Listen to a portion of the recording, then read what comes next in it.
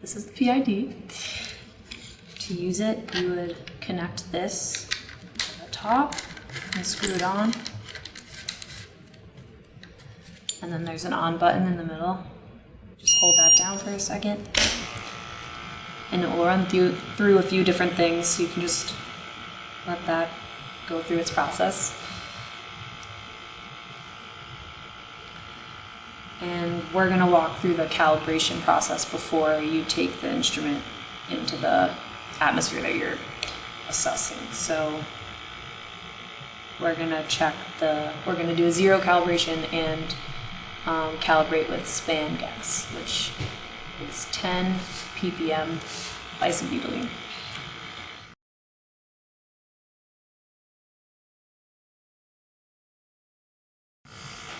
Alright, so once it starts running, it immediately starts logging. There'll be a flashing L, and it tells you what the readings are in the room right now. So it's reading 800 ppb. So to calibrate it, you hold down the mode button, which is in the middle, and the N button. And it will come up with data logging paused and ask if you want to calibrate it. So you say yes. Zero calibration, you're going to say yes and have this is the zero filter, you'll have that ready. So you attach that to the probe and then you'll hit yes and it will say zero in progress. So you just let that run its course. It runs for 30 seconds. Okay. So the zero is done. And it tells you that it's done. And then it asks you if you want to do a span calibration. So in order to do that, you have your span gas. It's 10 ppm isobutylene. There's a Y valve here so that the gas can off gas as well. So you connect this to the probe and you'll hit yes. And then it asks if it's isobutylene.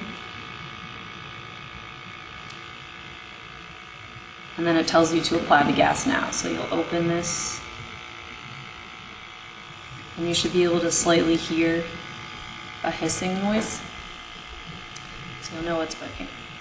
And then you do the same thing, you wait 30 seconds. And then it tells you what it's reading, which says 10.1 ppm. So that's good. And you can shut the gas off.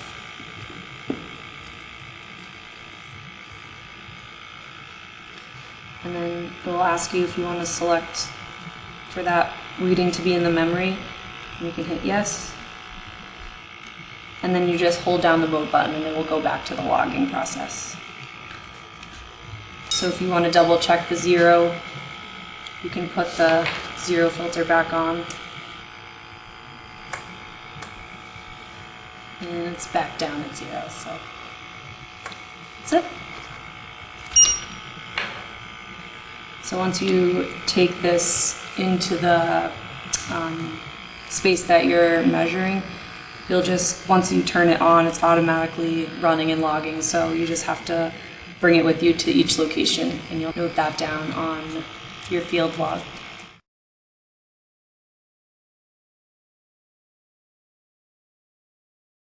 So when you're using the PID during field surveys, walkthroughs, you want to note particular sources that could impact the reading, such as this Purell. If the reading starts spiking really high and you notice someone's using it in close proximity to you, you would want to note that down as a potential source because it would throw off the readings. And then the other thing to note is that whenever you're using the PID, you want to always take an outdoor reading. So you can take the PID outside and it should read 0 or a lot lower than indoors. Or you could use a tub-wide bag as well.